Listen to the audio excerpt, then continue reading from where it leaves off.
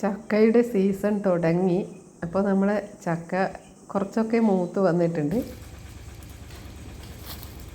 ഒരു ചക്കയിൽ നിന്ന് പറിച്ചിട്ട് നമുക്കിന്ന് ചക്ക എങ്ങനെ വെക്കാൻ നോക്കാം.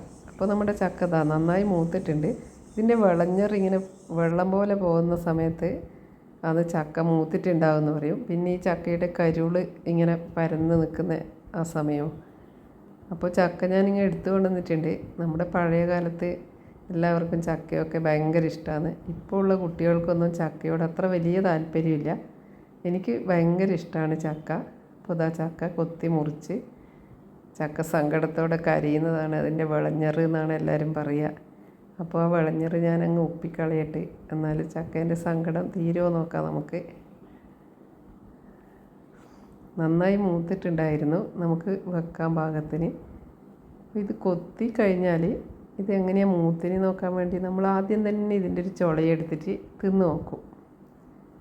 അപ്പോൾ ഞാനും അതുപോലെ വേഗം ഒരു ചുള എടുത്ത് തിന്നുകയാണ്. നന്നായി മൂത്തിട്ടുണ്ടായിരുന്നു.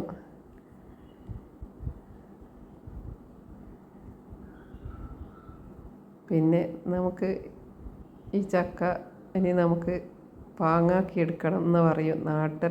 നാടൻ ഭാഷയിൽ ചക്ക പാങ്ങാക്കുക എന്ന് പറയും. ഇനി ആദ്യം തന്നെ ഇത് കൊത്തിയെടുക്കാം. ഈ ചക്കയുടെ പണ്ടുള്ള ആൾക്കാർ പറയുന്നത് ചക്കയുടെ ആൺമുറി കൊത്തണം ആദ്യം എന്നാണ്. ആൺമുറി എന്ന് പറഞ്ഞാൽ ഇതിൻ്റെ ഈ നമ്മൾ പറിച്ച മൊത്ത് ഉള്ള ഭാഗം, അതായത് ഇതിൻ്റെ ഞെട്ട് ഉള്ള ഭാഗം വേണം നമ്മൾ ആദ്യം കൊത്തിയെടുക്കാൻ. ഇല്ലെങ്കിൽ മറ്റേത് കൊത്തിയാൽ പിന്നെ കൊത്തിയാൽ കിട്ടൂല എന്നല്ലാന്ന് പറയൽ. എത്രത്തോളം അതിൽ സത്യമുണ്ടെന്ന് അറിയില്ല. ഏതായാലും ഞാനിതുപോലെ എപ്പോഴും ചെത്തൽ. എന്നാൽ ഈ ചക്ക ആദ്യം ഒന്ന് കൊത്തിയെടുക്കാൻ കുറച്ച് വിഷമം തന്നെയാണ്. പിന്നെ ഇതിൻ്റെ മുകളിലോട്ട് ഭാഗത്തിൽ ഇതിന് ചുളയൊന്നും ഇല്ല, കുറവാണ്. പിന്നെ നമുക്ക് ഈ വേനൽക്കാലം ചക്ക കിട്ടുന്നതാണ് ഏറ്റവും നല്ലത്. മഴക്കാലത്ത് ചക്ക മുറിക്കാനും ഒക്കെ വിഷമമാണ്. ചക്ക നമ്മൾ മുറ്റത്ത് ഒരു കടലാസോ അങ്ങനെ എന്തെങ്കിലും ഷീറ്റോ ഇട്ടിട്ടാണ് നമ്മൾ കൊത്തി നമ്മൾ വേറെ പാത്രത്തിലേക്ക് എടുക്കുന്നത്. എന്നിട്ട് അകത്ത് കൊണ്ടുപോയിട്ട് അല്ലെങ്കിൽ ഇറയത്തിരുന്നിട്ട് മുറിച്ചിടും.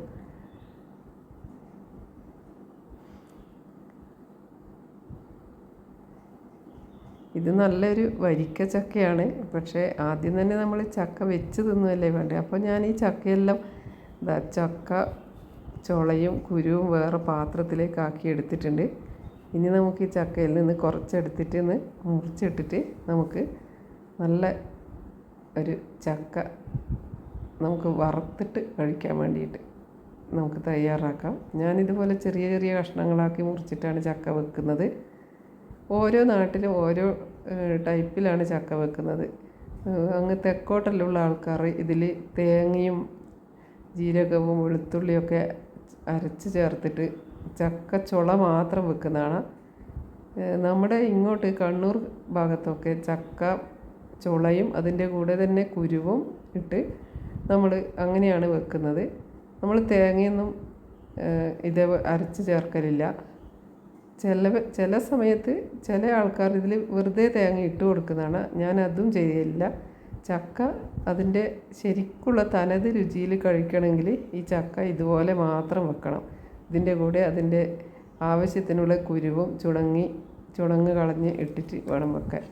ഈ സമയം എൻ്റെ അടുപ്പിൽ കഞ്ഞി ആവുന്നുണ്ട്. ഇന്ന് ചക്കേൻ്റെ കൂടെ നമുക്ക് കഞ്ഞിയാണ്.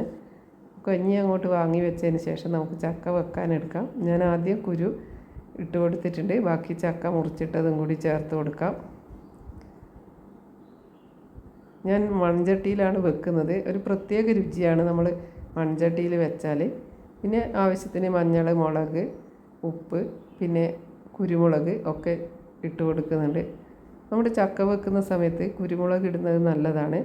എന്തെങ്കിലും ഗ്യാസിൻ്റെ പ്രശ്നമോ എന്തെങ്കിലും ഉണ്ടെങ്കിൽ നമുക്കത് വയറുവേദനയോ അങ്ങനെ എന്തെങ്കിലും ഉണ്ടെങ്കിൽ ഇല്ലാണ്ടിരിക്കാൻ വേണ്ടിയാണ് നമ്മൾ കുരുമുളക് ചേർക്കുന്നത്. അപ്പോൾ നമ്മൾ ആവശ്യത്തിന് വെള്ളമെല്ലാം ഒഴിച്ച് കൊടുത്ത് ചക്ക വെക്കാം. വിറകടുപ്പിൽ വെക്കുന്നതിൻ്റെ ഒരു ഗുണം എന്ന് പറഞ്ഞാൽ നമ്മുടെ മൺചട്ടി ആയതുകൊണ്ട് തന്നെ വേഗം തന്നെ ഈ ചക്ക വെന്ത് കിട്ടുന്നുണ്ട്. ഞാൻ വെച്ചിട്ടൊരു 10 മിനിറ്റ് ആയിട്ടില്ല, അപ്പോഴേക്കും നമ്മുടെ ചക്ക റെഡിയായി. ഇനി വേഗം കഞ്ഞി കുടിക്കാം. നല്ല ചൂട് ഉള്ള കഞ്ഞിയാണ്.